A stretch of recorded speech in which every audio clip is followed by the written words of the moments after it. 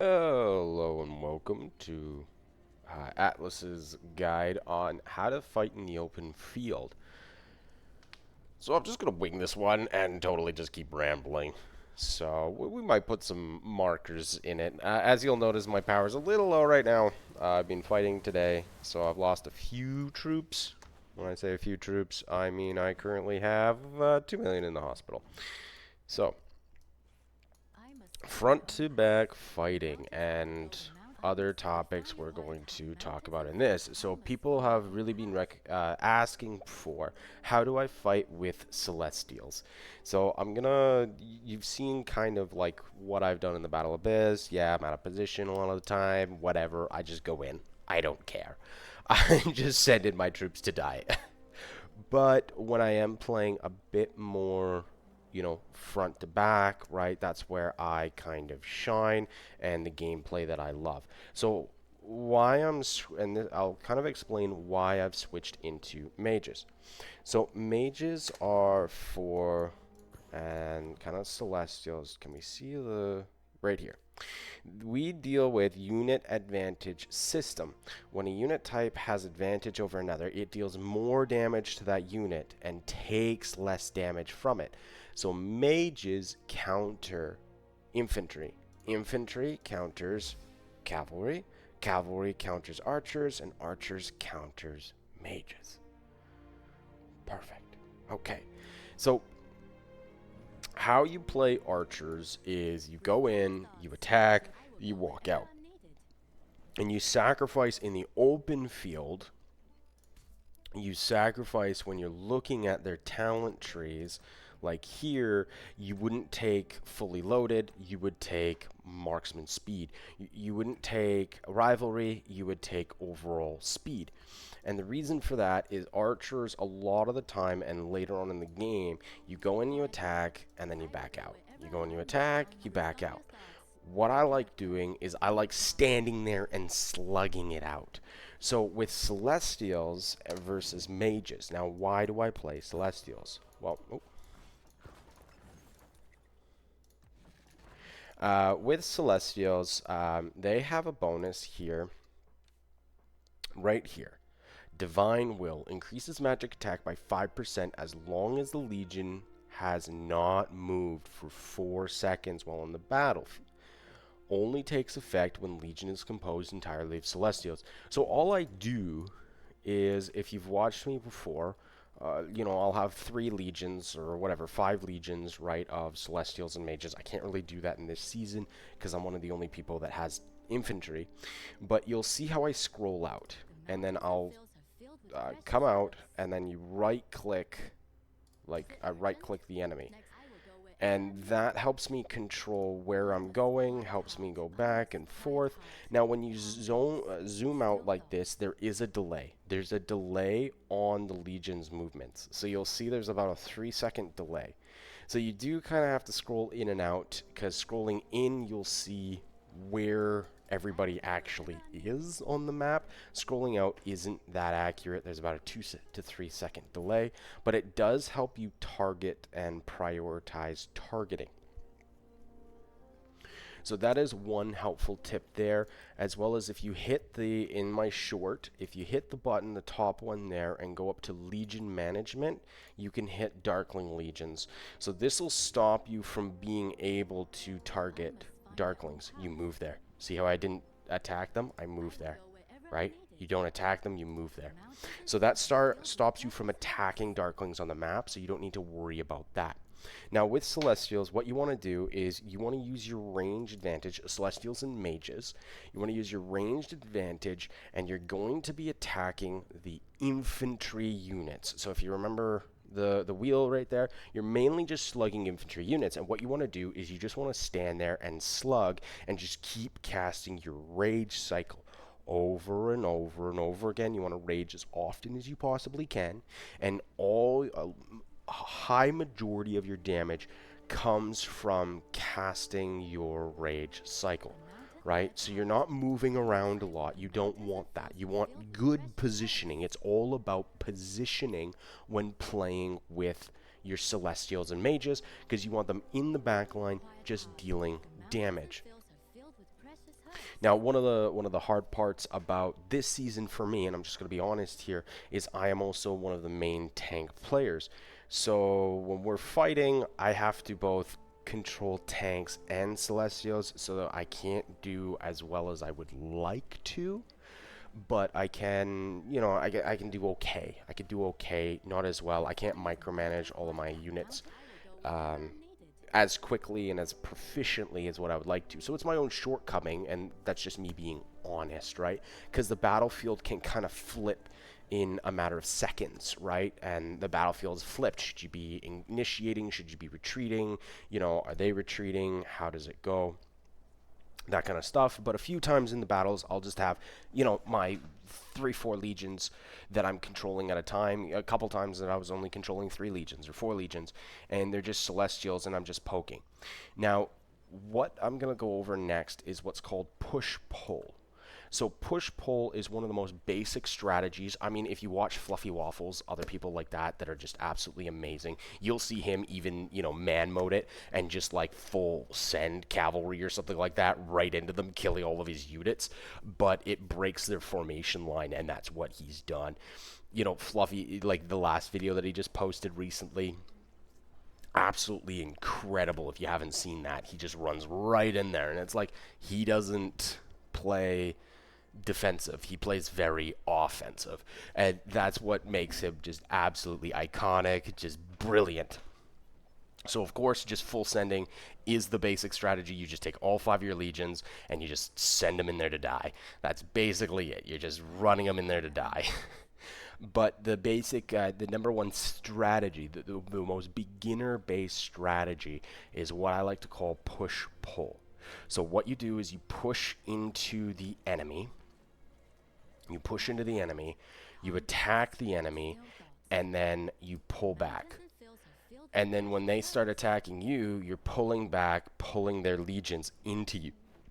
And then you attack. And then hopefully your team attacks them when they're out of position.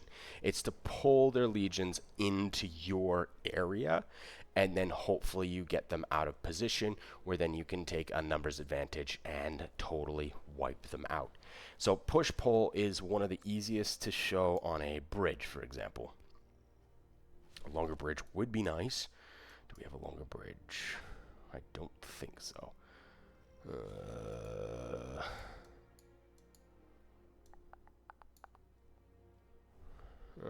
They're all short bridges. If we had a longer bridge, that would be nice. I don't think so. I don't think there's a longer bridge. So we'll just show it here. So what you would do is essentially you would have your tanks here on the bridge. You'd have your tanks about 3/4 of the way across the bridge. When the enemy pushes in and attacks your tanks, you move your tanks behind your celestials. So back behind your celestials, and then your mages would be standing on the far end of the bridge. Now you also have a tank hidden in your mage that then runs onto the bridge, and you hold them about at the end to, 1/4 of the way into the bridge is where you're going to hold the enemy. You're pulling them all the way onto the bridge, and so that way you can target them.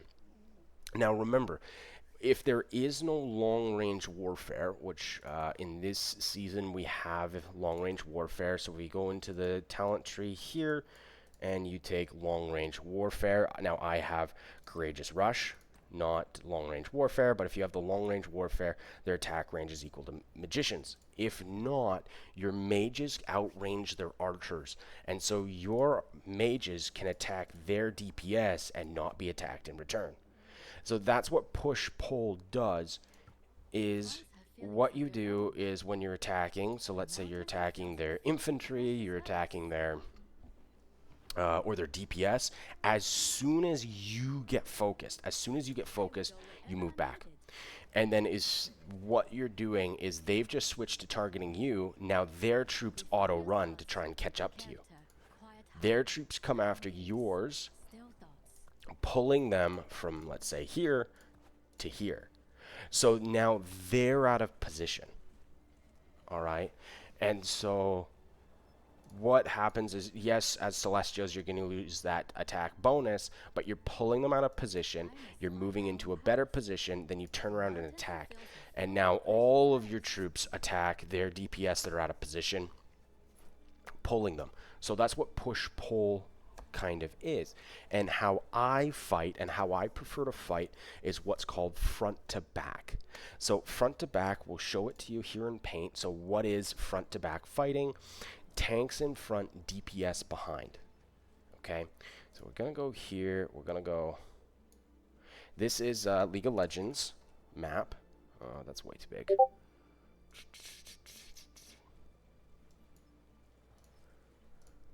Okay, we're gonna go tanks, and we're gonna make the enemy tank green.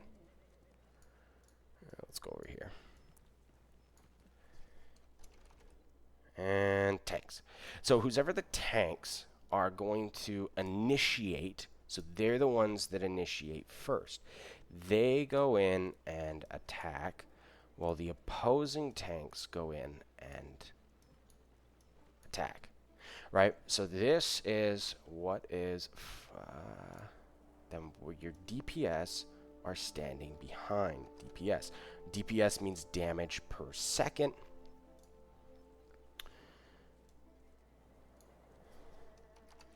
DPS. So that's the formation that you're doing, is your tanks slug it out and your DPS are trying to kill their tanks before your tanks die. That's essentially how mages are being played most of the time. You're just standing there slugging their tanks. So you right click their tanks, you walk away, you know, go have a dart outside, come back, and now finally you've killed their tanks because you've just been standing there for the last 3 minutes slugging on them. But that's how I prefer to fight, and that's kind of how mages prefer to fight. You want to stand, I want to stand still for more than 5 seconds, and then I'm getting that damage bonus with my Celestials. You know, every turn that I'm not rage skilling, I'm dealing bonus damage. So that's how that looks. So obviously, you know, not front to back. So that's front to back fighting, right? If you had cavalry, right, you're on this map here, calves are going to come up here, right? They're going to try and come up here and attack, right? They're going to come up there. That's a better circle. And attack the DPS, you know, like that. Right? So that's how cavalries would fight in a front-to-back kind of situation, demonstrated on the League of Legends map there. So that's what front-to-back fighting is. So your DPS includes your archers and your mages, but mostly mages just attacking DPS, because I'm not an archer main. I don't really play archers too much there. So once the tanks have been eliminated, that's when your DPS get to push on their DPS. That's really the only time you get to then push in, is after their tank line has been killed. That's when your DPS goes in. So that's how front to back fighting looks like, right? In a very picturesque, now it doesn't always work that way, because, you know, you can get messy fights, like for instance, what happens if green is coming in through there, right? Or, you know, if coming over the wall or wherever, right? So sometimes it can get very messy and sloppy, but that's the idea of front to back. You could even demonstrate it here with tanks and DPS, right?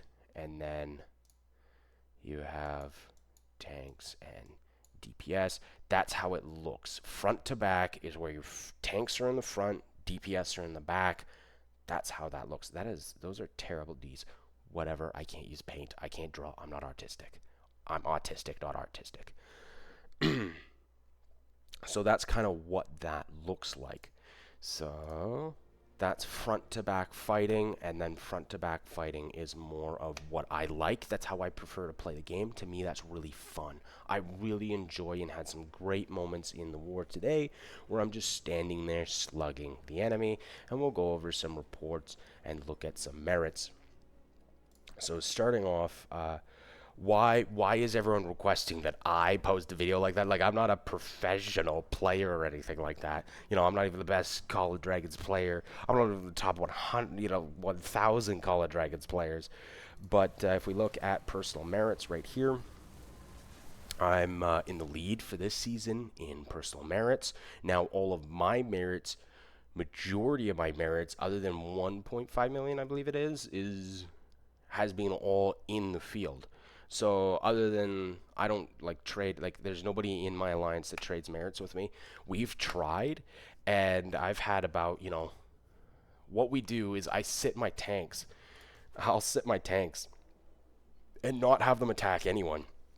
And I'll have 4 to 5 players launching 5 legions. I'm having 20 legions attack my tanks, and I just have them sit there, and they'll kill all of them with counterattack damage. I'll get like 200k merits, but it doesn't work for everyone else. They spend too much elixir and get too little merits for it to be worth them. So really, I can't trade merits with my alliance. Nobody wants to trade merits with me unless I build T4 units and use those. Or, T2 or T3, right? That's the only way I can trade, is if I build lower tier units. I can't use my T5s. So all of my merits have really been in the field is where I gain all of mine, and that's why people have been requesting this from me on early game fighting, early game kind of merit trading. So as we'll see, like Bren, who's full T5, down in 7th, right, for merits. We've got, we've got Tarman, T5 player down at 50th for merits, right? And so that's why a few more people, I'm pretty well known for anyone that's seen me fight, anyone that knows me fighting, I'll full send it into them. I don't care. Like I just have some fun, and that's what I love to do, is just have some fun, fight. And so that's why I'm quite known, is just for being, a menace on the battlefield. So So that's kind of why, and then we're going to show you, like, today for rankings. So for strongest lord here, like, I got 5.4 million merits today for strongest lord, for battling there. So Levy, big shout out to Levy. Like, he's a T4 player. Like, he's only got T5 archers. No other legion is T5 for him. That's one T5, and he's at 2.6 million versus Bren's, 3.3 million. So that's the difference there. I'm just sitting at 5.4 million. So that's kind of, what I've accomplished, I guess, in today's battle for July 26th, is I just got a few merits. So, system, I believe it's in system here. Where are we at? Right here, see? Leaderboard. So Levy ended up with 2.6, Bren with 3.3. So great job, Bren. Did great in today's battle. Fought really hard, really well.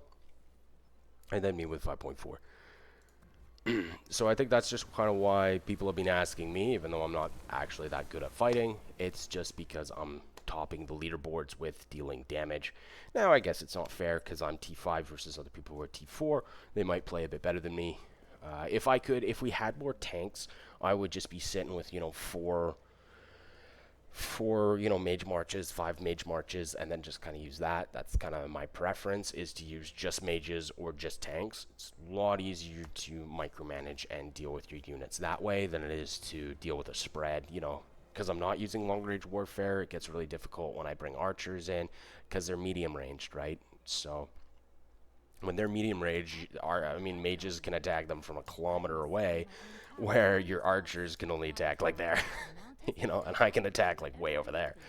So without long range warfare, controlling your archers is more about poking in, poking out kind of idea, and that's just what I've seen from, the top archer player when I've listened to him, on the guns channel. That's how he says to play archers. That's just not my way. Poking is not my thing. I like to stand there and just slug it out, and so that's why I like to play Celestials. So another just shout out to Levy there. He shared one of his reports with me. So this is a awesome report here. So we'll take here, we'll just go into this one and hit statistics. So his Kanara, 35.7k commander, and then 6.2. So we're guessing in this one here, they were AFK, and he took advantage of that. He absolutely took advantage of them being AFK. So 150k merit point there. We're going to go over to Baby Atlas here, and I've shared a few war reports from today. So this was Epic Moo Thea. So Epic Moo Thea in a keep. So this one was me just in a keep, sitting there, just attacking, and I got 112k. So that's kind of that. Ooh. Is there a good amount? There's a 13. Oh, that was a builder. That was a builder. So, yeah. I don't know where that one is, but... So that's a keep. And then there's this here. You know, so this is Kanara Nico in the field. You know, 142k merits there. And so you just want to stand, you want to attack, and then as soon as you get targeted, you pull out, right? You don't sit there. Like, as soon as you get focused, you pull out. As soon as somebody, like, and then your infantry are meant to create space. So if you remember my Garwood Madeline video, your infantry there, that's what they do. They're up here to create you space to stand there and attack, and you need to give me 5-10 seconds. Like, I'll melt them. A lot of the times I'll melt them, not always. Sometimes it just takes a freaking forever as a slugfest, but I will eventually melt them, and I'll melt them, you know, quicker than what they're gonna melt us. Just, you know, we just don't have the amount of infantry players in the server, which is, it is what it is, right? It's not a big deal. So, but that's how it's done. First we melt their infantry, and once their infantry's done, their DPS are sitting ducks. There's nothing they can do but run. And they do run. They run from me all the time. When they see my legions come on the field, most of them just run. So, yeah, let's see, Baby Atlas. So that was that. You know, this is, was this today? 26? Yeah. So this was just a, you know, just a baby, you know, 60k. But we could check here, like, severely wounded, 35k, and what did I deal? 409k. Like, lightly wounded. Like, this legion didn't even get to half health when I took them back, right? So we have lightly wounded, 69k to 383,000, right? Like, that's the kind of trades that I'm pulling off with these strategies. Is like, I think I was still at 60% when I went back to base there, but that's kind of what I'm pulling with front to back. Is just, you know, a baby 60k, you know, but it's not bad. It's still 60,000, right? That's better than 20,000. But that's kind of how front to back works, and how you sit there. Is I'm really liking shields and sand lizards. I'm really liking not taking counterattack damage. I just sit there and just keep attacking, like the Moo, right? Right? Like, if we're looking at this keep, like, look at this. 52k. 52k Sev to 1.2 million. Like, lightly wounded.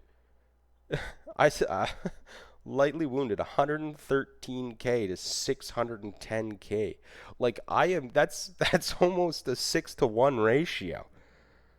Is what we're pulling. Like, it's just, you're negating counterattack damage. You're just negating counterattack damage with taking all those shields, all those healings, and this is kind of showing you, like, where that theory crafting, like, why with Moo am I focusing so much on healing and shielding? And that's why. Why is there so many points into gating healing, increasing healing? And that's just kind of what you pull there. Now, I know this point could go here to deal more damage, but that's the idea, is I'm just healing and shielding with my Muthia so much. Like, when I'm playing Lilia and you're seeing 100k, you know, plus reports with my Lilia, it's just because the Thea providing that shield factor of 1,000 is negating 1,000 counterattack damage, essentially. You know, for 5 seconds, I'm taking that much less counterattack damage, and that's why I'm prioritizing these. That's why, you know, sand lizards, Where are you at? Where are you at? That's why, you know, sand lizards, yes, I need better stats on this, but that's why I'm doing this with that healing. Right? We're gaining that healing. We're gaining so much healing. Here we go, divine blessing. Right? So much healing we're gaining back, and we're giving that with the advanced stone aura. You know, I do need more agility. I need to get my agility like 270. So I do need 270 agility. 224 is too low. I do need to re-roll this for at least 270 agility. But it's got decent intelligence, right? Right? Strong intelligence. The rest of this stuff sucks. But it's an 8 slot, so that's what we're using as our war pet there. And it's just so much healing is the focus of kind of my play style, is I just stand there and slug them. Because I'm going to outslug the enemy. Even if it's T5 to T5, I'm going to outslug the enemy by just having all of these heals and shields going on. So that's why I did focus really hard on getting Thea awakened. Like, I know I would eventually get her out of the keys, but I did use right here. You can see I even used 61 legendary hero tokens, which I know I shouldn't, and I should save that. I even used 44 G2 tokens, right? I know I should have saved these, but really, the Thea has produced so much. Like, in the field, 25 million PvP kills in the field is what I have so far with the Thea. Just absolutely insane. And, like, that doesn't include all of the kills that, you know, she's giving my assistants, you know, the shield to other people. Sorry. You know, with proccing shield, because I have her awakened, that's why I focused on awakening Thea, because it's 2 nearby friendly legions, including Thea's legion. Oh, the phone. I had to go do a hospice transfer, so I'm on call, so that's why the phone rang. Sorry about that. Anyways, where was I? I was talking about Thea, and just like, I'm slapping Thea on everything, and that's why she's at the 25. So if we look at, for instance, Lilia, like, Lilia's only at 26. So now that I've awakened Thea, like, I slap her everywhere, and she's catching up to the same PvP kills as my Lilia. Like, that's absolutely nuts. Like, if we take, because this is about Celestials, so if we look at other Celestials, like 18, I've used only a little bit of Waldir. Like, see, Waldir's like nothing for me. I hardly ever use my Waldir. But like 16, like Thea's absolutely cracked. I mean, my Hosk has the most, I think, at 33. So really, for Celestials, Thea is just absolutely producing. Now, testing between the pets. So if we're going to talk about pets here, if this is the Thea, and I'm not going to, I'll do a Thea build and the talents, but I can't show that until Season 3. So, sorry guys, you're going to have to wait till Season 3 for that. But testing the pets, okay, there's 2 differences here. Like, when I'm running with the Moo, then I really like the Sand Lizard. That's fun for me. But the Thea damage stacking on all 3 skills, right? We're damage stacking all 3 skills. 15% there, 10% there, so we're at 25%. And then another 10% there, so we're at 35% attack damage bonus, plus right here, right there, increasing magic attack by 5%. So we're at a 45% increase on the 332 magic attack plus 425. So we're, what was that, 30%? 35%? Whatever we calculated just there? Increased damage on the magic attack. So your magic attack is just absolutely slapping. It's your basic attack. It's not like your rage skill is complementary damage at that point in time. So yeah, my number one, like, yeah, okay, Lilia's got a few more kills than my Thea, but Lilia's been awakened way longer. So since awakening Thea, she's just absolutely cracked. Yeah. So yeah, anyways, pets, that's what we're talking about. So with the pets, like the the Sapphire Fey Drake has been going nuts because you're stacking the damage, and apparently the damage stacks on the Pain Bloom. So yeah, the damage for the Sapphire is ultimately, like, it might beat out the Sand Lizard in my opinion. I think it just does a bit more in the open field, especially for damage wise. Damage wise, you were just absolutely just melting everything. So, you know, your Drake there, this one's gonna be the #1 pick for Celestials, and then after that, it's gonna be the Sand Lizard. It's just my Sand Lizard, like, obviously, like you can see, the stats just aren't the best, and it's focused primarily on that healing, staying out in the field longer. Like I showed you in the report, we're at almost a 6-to-1 for kills to death ratio. So, but yeah, the Drake is really been performing well, even though, like I said, my skills are not good on this Drake. I just slapped this together quickly for war one day, and I haven't touched it since. This, I can't get better rolls on this. I've been trying to roll better on this, and I've spent about 1,000, and this was 1,000 elixir so far, whatever it is. This is the best I've gotten. So I should fix, some of the skills and stuff like that, but it is what it is. I mean, I might make a better one later on, and there's more pets coming down the road. I've just been focusing on other stuff. So, but yeah, these are just absolutely going insane for me. I mean, if we look back at that report, let's check this one out. So this is just a 60K.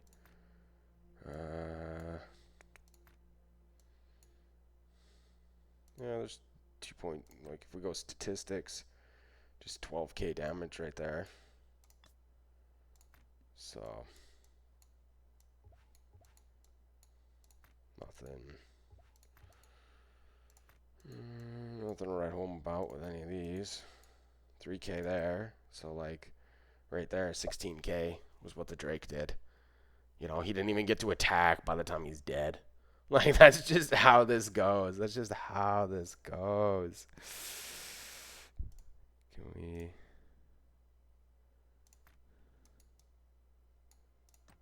I get that this is a Sand Lizard. Like, 45K normal attack. Just... Yeah. Yeah. That's just how this goes. Just insane. Just absolutely insane. Oh, there we go. 13K. So we can see this. Now, this was against... Right, we're in a keep. This one's in a keep. So they're not attacking back, but you could see, healing. 3.3K healing. So that I did more healing than their counterattack. Shields, 2.7. So my shields was the same as their counterattack, so they did 0 damage to my Legion. Right? Like, look at that. 0 damage. Like, that's what you do. That's, right? So 1.4 million. 1.4 million in shields. Look at that. My healing equivalated to to this. Kills. Just absolutely. Like, if we look at that, like, we're not taking any damage. Like, you want to do damage to me? No. There we go. There we go. Right there. But still, that's severely wounded. 3.8 to 73. Lightly wounded. 1.7 to 19.9. Like, jeez. We're just... Like, look at that. We're taking no damage. We're taking no damage because of the shields. The shields and heals are mitigating the damage that they're trying to do to me. So, yeah. I mean, Thea's just absolutely probably the #1 Celestial in my opinion. Like, Thea and Lilia, I mean, if you didn't have Lilia, you could get by with maxing Thea. That's just my opinion. You just, I've got the Phoenix Eye there, and the Visage of Sanctus. Only level one, but the extra magic attack, you're just stacking so much attack with the Phoenix Eye, and then Visage of Sanctus. The defense that we have with some Legion attack.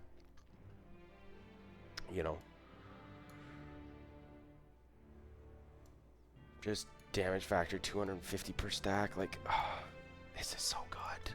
This is so good. Thea in the field is so good. So, yeah. That's, I guess, the best way that I could explain front-to-back fighting. And, using this, let's see, Bahorn, actually. Bahorn, 25. Like, even my Bahorn. We've got 25 right there for PvP kills. Same with Thea. These overall heroes that I'm able to stick wherever I need to, right? If I need to throw a Bahorn in calves, Thea, yeah, if you're playing cavalry, it's flying calves is kind of the only place you can play her. So but if you're playing Celestials, like Bahorn, he's just absolutely melting. I think people are sleeping on him. In the comments, we're hearing chats about Bahorn just absolutely crushing it, especially with this normal attack crit rate when you get him awakened. Is really good when paired with Freygar, because you're stacking that's normal attack bonus, but here's normal attack crit damage. So you're stacking 30% crit damage, and you're just rage accumulation, crit rate. So you're at a 90% crit rate plus your crit bonus at 30%. Like if you're playing archers, there you go. Your Freygar Bahorn, if you have Awakened Bahorn and Awakened Freygar, that's nuts. That's absolutely nuts. That's 90% crit rate with an extra 30% normal attack crit rate damage bonus. Oh my goodness. Yeah, these overall heroes, I think people are sleeping on them. Like they're rating them as like B tier. I'm rating them right as A tier. I mean, Thea for Season 1, Season 2, S+. Thea Lilia, S+ for Season 1, Season 2. Bahorn, definitely A. Definitely A to S tier. Just absolutely. I should do a Season 1, Season 2 tier list. Yeah, that's a good idea too. But anyways, so thanks for watching Atlas's guide on fighting in the open field, or not a guide, but like, I guess so. Atlas's guide on fighting in the open field in Season 1, Season 2.